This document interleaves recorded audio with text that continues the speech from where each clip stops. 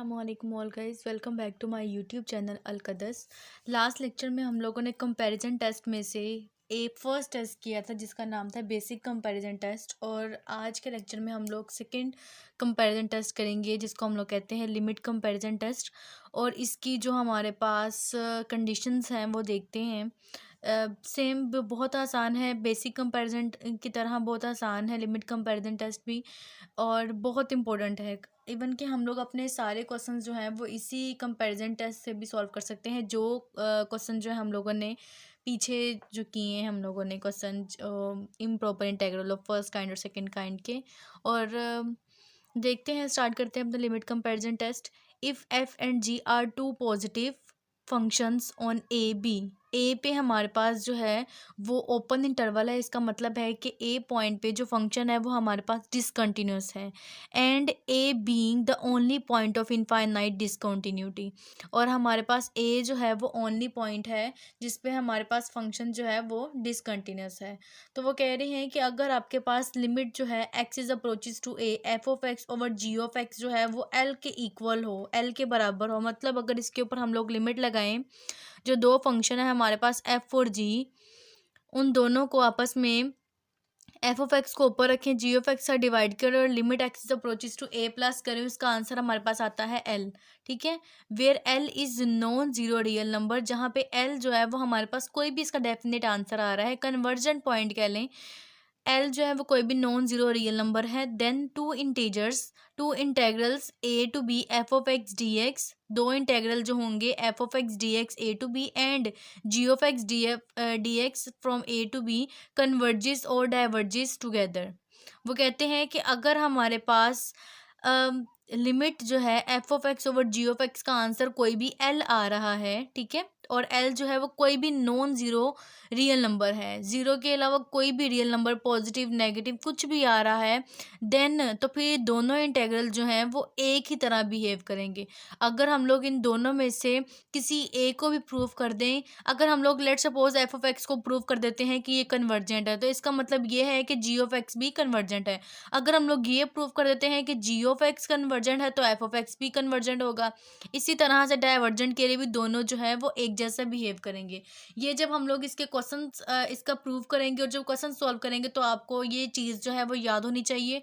इसके साथ इसके अगर हम लोग ये चीज़ याद होगी तो हमारे लिए क्वेश्चन करना जो है वो ज़्यादा आसान हो जाएगा। सिर्फ सिंपल इतना याद रखना है कि अगर f of x over g of x के ऊपर लिमिट लगाएं और लिमिट जो है वो उस पॉइंट को अप्रोच कर रही है जिस पे फंक्शन जो है वो डिसकंटिन्यूअस है, ठीक है, और उसका आंसर हमारे पास कोई भी नॉन ज़ीरो रियल नंबर आ रहा है, तो हमारे पास दोनों जो हैं बोथ इंटेग्रल जो हैं वो एक जैसा बिहेव करेंगे। अगर उसमें से कोई एक भी सीरीज़ कन्वर्जेंट या डाइवर्जेंट हम लोग प्रूव कर दें तो दूसरी सीरीज़ भी कन्वर्जेंट या डाइवर्जेंट होगी, उसी तरह से बिहेव करेगी जैसे कि फर्स्ट वाला इंटेग्रल। स्टार्ट करते हैं अपने इस पॉइंट से जो उन्होंने हमें गिवन दिया हुआ है कि limit x is approaches to a plus f of x over g of x is equal to L है। इसको लेकर अपना प्रूफ जो है वो स्टार्ट करते हैं। तो हमारे पास क्या दिया हुआ है, हम लोगों ने जो गिवन था वो हम लोगों ने ले ली है। अब हमें ये पता है कि ये जो है हमारे पास कन्वर्जेंस की डेफिनेशन है, ठीक है। अब हम लोगों ने जो है अपने लास्ट पिछले सेमेस्टर्स में पढ़ा हुआ है कि जब भी हमारे पास इस तरह से कोई भी कन्वर्जेंस पॉइंट आए तो उसको किस तरह से लेते हैं। मैं एक दफ़ा आपको लिख के बताती हूँ। लेट सपोज कि हमारे पास जो है वो f of x over g of x where limit x is approaches to a plus जो है वो हमारे पास एल के बराबर आ रहा है। तो जब भी हम लोगों ने इसको एप्सिलॉन की फॉर्म में लिखना होता है तो जो हमारा लिमिट पॉइंट होता है एल, उसमें से हम लोग माइनस कर देते हैं g of x over f of x में से, और उसका मोड जो है वो लेस देन एप्सिलॉन होता है। और एप्सिलॉन हमारे पास कोई भी नंबर होता है जो कि ग्रेटर देन ज़ीरो होता है और स्मॉलेस्ट नंबर होता है, मतलब ज़ीरो बहुत छोटा सा नंबर होता है, 0.0000001 की फॉर्म, इस तरह इतना छोटा सा नंबर होता है जो कि हम लोग एप्सिलॉन को सिलेक्ट करते हैं, लेकिन हमेशा जो है वो ज़ीरो से बड़ा होता है, ठीक है, हमेशा ज़ीरो से बड़ा होता है एप्सिलॉन। तो इस तरह से हम लोगों ने इसकी कन्वर्जेंस की डेफिनेशन लगाई है। अब हमें पता है कि मॉडुलस का जो है वो एक रूल होता है कि अगर हम लोगों ने मॉडुलस ख़त्म करना है तो जिस चीज़ से वो लेस है वही minus epsilon is less then पूरी चीज़ जो मोड वाली थी, फिर लेस देन एप्सिलॉन जो आदत है, ठीक है। मतलब सिर्फ हम लोगों ने इसको खोला है, अगर हम लोग देखें भी तो अगर x is less than and equal n to two है, तो हम लोग इसको किस तरह से लिखेंगे, -2 is less than and equal n to x is less than and equal n to two. अगर यहाँ पे सिर्फ लेस देन का साइन है तो फिर हम भी सिर्फ लेस देन का साइन लगाएंगे, x इज़ लेस देन 2, ठीक है। इस तरह से हम लोग लिखेंगे। तो वही चीज़ हम लोगों ने यहाँ पर लिखी है। अब क्या है जी, पूरी इक्वेशन के अंदर हम लोगों ने ऐड कर दिया है l को। यहाँ पे मैं एक लाइन लिख देती हूँ, adding l through out the equation, through out the inequality, ठीक है।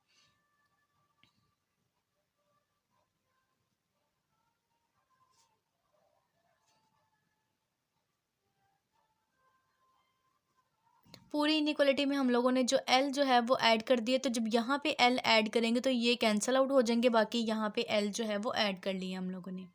अब नेक्स्ट क्या करेंगे कि हमारे पास जो जी ऑफ एक्स है वो इधर डिवाइड हो रहा है, तो दोनों साइडों पे जो है वो मल्टीप्लाई हो जाएगा। मतलब अगर हम लोग इसको दोनों साइडों पे कैसे, अब आप ये भी कह सकते हैं कि ये जो जी ऑफ एक्स है उधर जाके मल्टीप्लाई कर देंगे, ऐसे नहीं होता। हमारे पास अगर ये वैल्यू है ना, -epsilon plus L is less than f of x over g of x is less than and equal to epsilon plus L. अगर हम लोग इस फॉर्म को पूरी को लिखना चाहते हैं तो हम लोग किस तरह से लिखेंगे, -epsilon plus L is less than f of x over g of x. और अगर हम लोग इस फॉर्म को लिखना चाहें तो f of x over g of x is less than epsilon plus L, ठीक है। और अगर इसको जोड़ के लिखना चाहें तो फिर से यही वाली फॉर्म हमारे पास बन जाएगी। अब ये जो जी ऑफ एक्स है डिवाइड हो रहा है, उधर जाकर मल्टीप्लाई हो जाएगा, तो हम लोग लिखेंगे L minus epsilon into g of x is less than f of x. और इस तरह से ये जो है इधर जाके मल्टीप्लाई हो जाएगा, तो हमारे पास आएगा f of x is less than epsilon plus L into g of x. और फिर इन दोनों को जोड़ के लिख देंगे जैसे वहाँ पर लिखा हुआ है डायरेक्ट ही, f of x is less than epsilon plus L into g of x. तो ये इस तरह से हम लोगों ने यहाँ पर लिखा हुआ है। अब उन्होंने क्या किया है, इस तरह भी कर सकते हैं कि हम लोग, उन्होंने एल माइनस एप्सिलॉन और एल प्लस एप्सिलॉन को के को लेट कर लिए। अगर ये नहीं करना चाह रहे तो इसको लेट कर लें के 1 के बराबर, इसको लेट कर लें के 2 के बराबर, और फिर दोनों का मैक्सिमम ले लेंगे के, और वो जो है वो के इक्वली आ जाएगा, ठीक है। इस तरह भी कर सकते हैं। अब हम लोग चलते हैं अपने फर्स्ट पॉइंट पे। फर्स्ट में हम लोगों ने बोथ सीरीज को हम लोगों ने एक जैसा बिहेव करना है। ये तो हमें पता था, जो उन्होंने हमें गिवन दिया हुआ था कि अगर एल के बराबर हो तो हम लोगों ने क्या प्रूव करना है कि अगर एफ ऑफ एक्स या जी ऑफ एक्स दोनों में से कोई एक सीरीज भी कन्वर्जेंट हो या डाइवर्जेंट हो तो दूसरी सीरीज भी उसी तरह से बिहेव करती है। तो हम लोगों ने फर्स्ट पॉइंट ले लिया कि एफ जी ऑफ एक्स जो है वो हमारे पास कन्वर्जेंट है, देन बाय 1। तो हम लोगों ने क्या किया, इस 1 से हम लोग कह सकते हैं कि अगर हमारे पास, मतलब अगर हम लोग सिर्फ इतना पार्ट ले रहे हैं, ठीक है, सिर्फ इतना पार्ट ले रहे हैं, तो फिर क्या होगा कि ये जो के है इस साइड पर जाकर नीचे आकर डिवाइड हो जाएगा। मतलब मैं आपको अलग करके बताती हूँ कि हमारे पास ये जो है किस तरह से बन गया, k g of x is less than f of x is less than k into g of x, ठीक है। अब हम लोग ये चीज़ ले रहे हैं सिर्फ, ठीक है, इस इक्वेशन में से सिर्फ इतनी चीज़ ले रहे हैं, इसको अलग लिख सकते हैं, f of x is less than k into g of x. अब यहाँ पे जो के है मल्टीप्लाई हो रहा है, हम लोग इधर जाकर डिवाइड कर देंगे, तो हमारे पास बना f of x is less than g of x. इसी तरह से अब हम लोगों ने क्या अब सपोज किया है कि हमारे पास a to b g of x d x जो है वो कन्वर्जेंट है, ठीक है। कन्वर्जेंट के से होने की वजह से हमारे पास जो हमारा लेक्चर नंबर 45 था उसके अंदर हम लोगों ने एक थ्योरम पढ़ा था कि अगर हमारे पास कन्वर्जेंट हो तो वो बाउंडेड होता है। और वैसे भी हमारे पास जो भी कोई सीरीज़ कन्वर्जेंट हो वो हमेशा बाउंडेड ही होती है। ये चीज़ की आपको समझ आ गई है कि ये चीज़ किस तरह से बनी है, ये चीज़ यहाँ पर लिखी हुई है। अब उन्होंने क्या किया है कि दोनों साइडों पे जो है वो इंटेग्रल का यूज़ किया है। अब हमारे पास होगा क्या, इस इक्वेशन को हम लोगों ने क्या किया है, रीराइट करके किस तरह से लिखा है, इंटीग्रेशन की फॉर्म में लिखा है, ठीक है। F of x d x minus is less than a to b g of x और डी एक्स। मतलब ये हमारे पास कांस्टेंट था, इंटीग्रेशन तो इसके ऊपर भी लगी है, दोनों साइडों पे हम लोगों ने इंटीग्रेशन अप्लाई किया from a to b. 1/k जो है वो हमारे पास कांस्टेंट है, इसलिए हम लोगों ने बाहर लिख लिया, तो ये वाली इक्वेशन हमारे पास बन गई।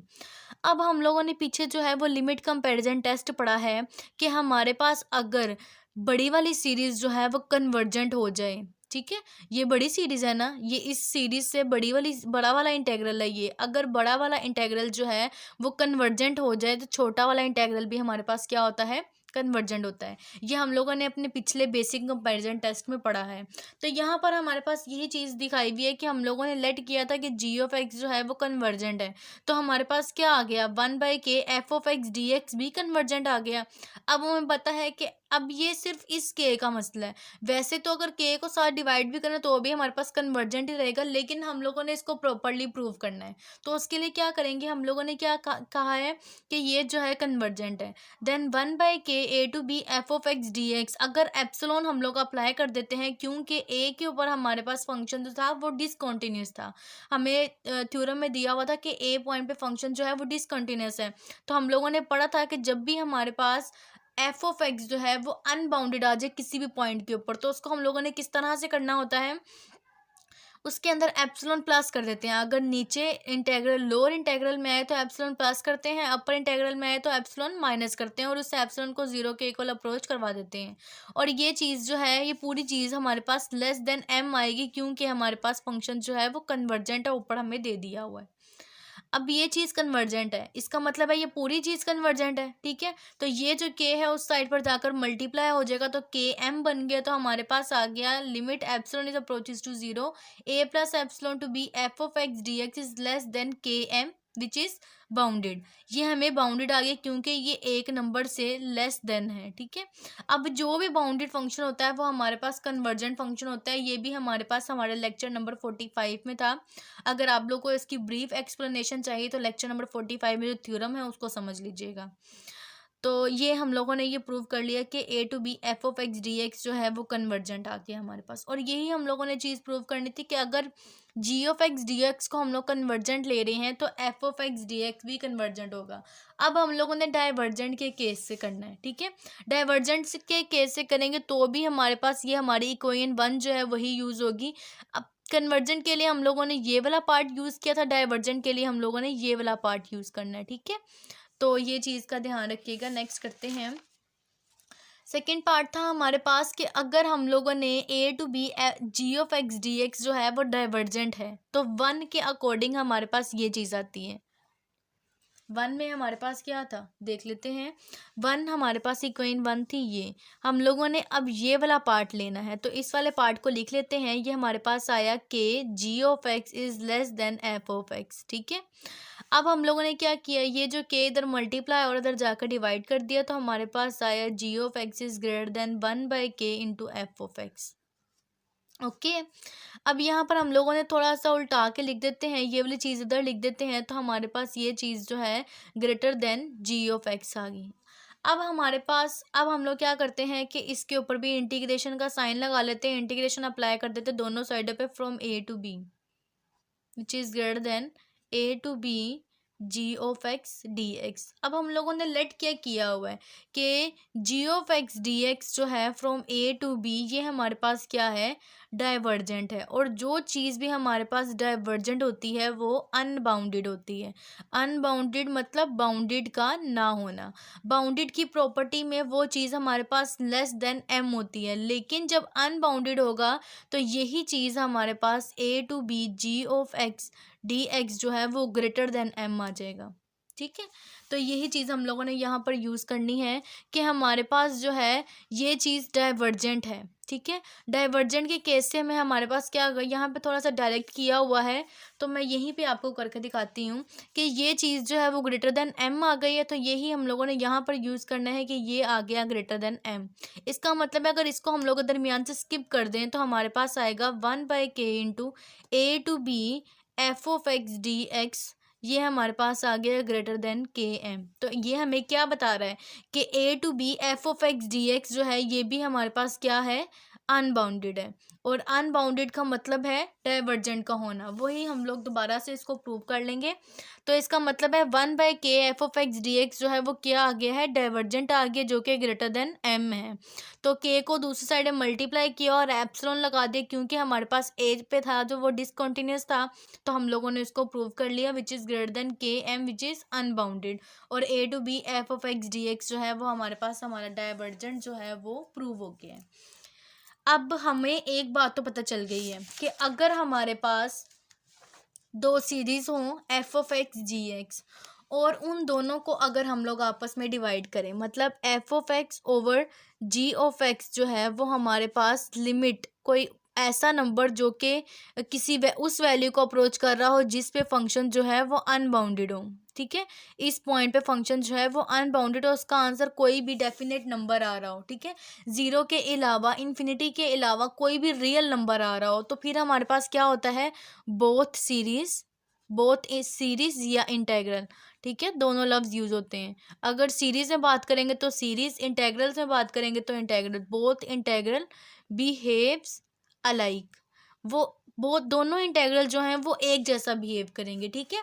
एक जैसा बिहेव करने से मुराद क्या है कि अगर हमारे पास a to b g of x d x जो है वो कन्वर्जेंट होगा, तो फिर क्या होगा, तो फिर हमारे पास a to b f of x d x जो है वो भी क्या होगा, कन्वर्जेंट होगा। भी हम लोगों ने प्रूव किया है। और अगर a to b g of x g x जो है वो हमारे पास डाइवर्जेंट हो जाए, तो फिर क्या होगा, a to b f of x d x जो है वो भी हमारे पास क्या होगा, डाइवर्जेंट होगा। तो यही चीज़ हमारे पास हमारे फर्स्ट केस में पता चलती है, और ये चीज़ मोस्ट इम्पोर्टेंट है किसी भी इक्वेशन को सॉल्व करने के लिए। जब तक आपको पता नहीं चलेगा कि लिमिट पॉइंट हमारे पास जो भी आया है उसकी क्या कंडीशन है, क्या वैल्यू निकल रही है, तब तक हम लोग उसका कोई भी कंक्लूजन नहीं निकाल सकते।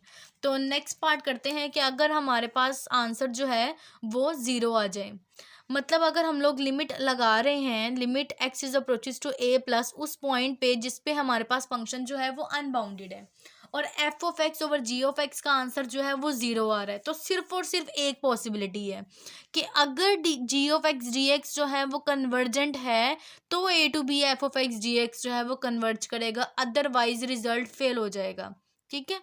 डाइवर्जेंट के लिए ये रिजल्ट होल्ड नहीं करता ज़ीरो पे, ठीक है। फिर हमें एक बेसिक कंपैरिजन लगाना पड़ेगा, ये किसी और मेथड से सॉल्व करना पड़ेगा, लेकिन इस तरह से हमारे पास नहीं होगा। अब सेम प्रोसीजर जो पीछे किया है हम लोगों ने, सेम एज इट इज़ वैसे ही करना है। Limit x is approaches to a plus f of x d x जो है वो जीरो के इक्वल दिया हुआ है, कन्वर्जेंस की डेफिनेशन लगाएंगे, f of x over g of x minus zero का mod is less than epsilon.